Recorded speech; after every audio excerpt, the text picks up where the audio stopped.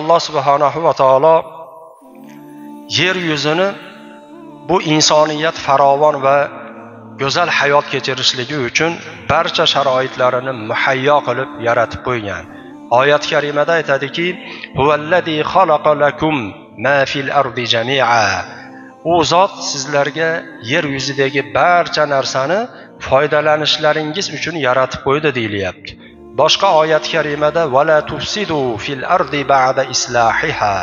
Alloh taolo shu yer yuzini yashashlik uchun yaroqli qilib qo'ygandan keyin, salohiyatli qilib qo'ygandan keyin unda buzg'unchilik qilmanglar deydi. Suvlarni tanqisligiga ham kim sabab bo'ladi? Insoniyatning o'zi sabab. Atrofni, tabiatni zaharlanishi, zararlanishi, nabototlarni kesilib behuda vayron qilinishligi kim sabab? Bunga ham albatta insoniyat sabab. Bo'lsa bo'lmasa zaruratsiz hayvonot olamini ham qirilib ketishligiga sabab bo'layotgan kim? Albatta buni maloikalar qilmayapti. Buni inson o'zi qilyapti, qo'li bilan qilyapti.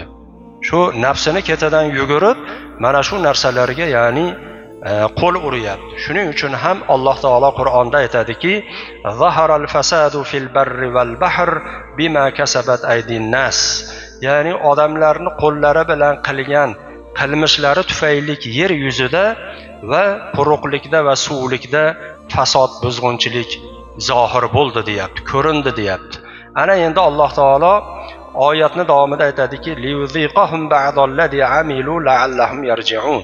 Shu odamlar fasod, yer yuzida, suvda buzg'unchilik qilishlikdan qaytishliklari uchun qilmishlarini jazosini, ya'ni tattirib qo'yurmiz ularga deyapti Parvardigori olam.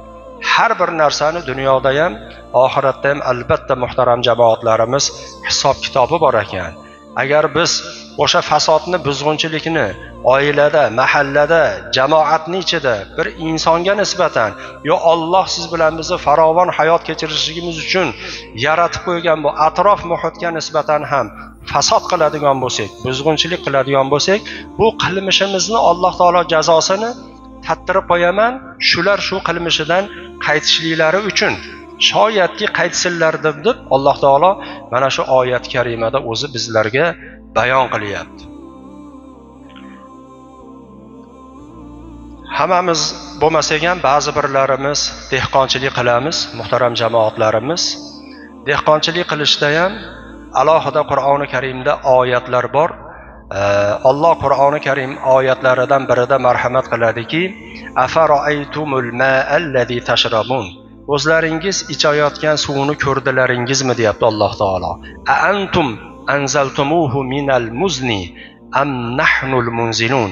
Buni bulutlardan, osmondan sizlar tushirdilaringmi yoki biz tushirdikmi deyapti. Albatta Alloh subhanahu va taoloning o'zi tushirur. "Law nasha'u ja'alnahu ujajan falawla tashkurun."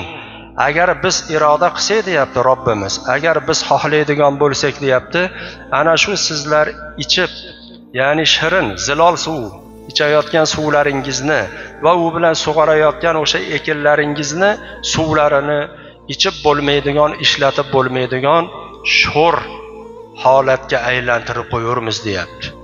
Dengizni turishi sho'r. Alloh taolo ba'zi bir daryolarni, anhor suvlarni shu yerni ostidan chiqarib, osmondan tushirib, qarangki, ichishligimiz uchun Parvardigori olam chuchuk suv qilib qo'ydi. Agar xohlasak deyapti, uni sho'r suv qilib qo'yamiz deyapti. Bu ekinga ham zarar, avvalo insonni o'zi iste'mol qila olmaydigan bir holatdagi suv bo'ladi. Alloh subhanahu va taolo Qur'oni Karim oyatlarida "Vaja'alna minal ma'i kulli hayy afala yu'minun." Har bir narsani biz, ya'ni har bir tirik jonzotni suvdan yaratdik deyapti. Iymon keltirmaydilarmi? Axir, ya'ni bunga inonmaydilarmi? Ishonmaydilarmi deyapti Alloh taolo. Insonning o'zini ham jismini ichida bu 65% ko'pi ya'ni suvdan iborat, muhtaram jamoatlarimiz. Bu hammaga ma'lum va mashhur bo'lgan bir, ya'ni ma'lumot bu, ilm bu. Alloh qolgan barcha narsalarni ham ya'ni suvdan yaratib qo'yyapti. Payg'ambarimiz sollallohu alayhi vasallam insonlardan tortib o'ziga atrofdagi o'sha dovu daraxtlarga ham, suvga ham va boshqa hayvonot, parranda olamiga ham go'zal munosabatda bo'lganlar. Mana yuqorida ularga nojoiz ozor yetkazmaslik to'g'risida hadislarni bayon qildilar ummatga. Hattoki uzursiz holatda, asossiz holatda agar ozor beriladigan bo'lsa, Alloh taolo u bandaga qanaqa muomala qilishligini ham hadis shariflari orqali bayon qilib qo'ydilar, muhtaram jamoatlarimiz.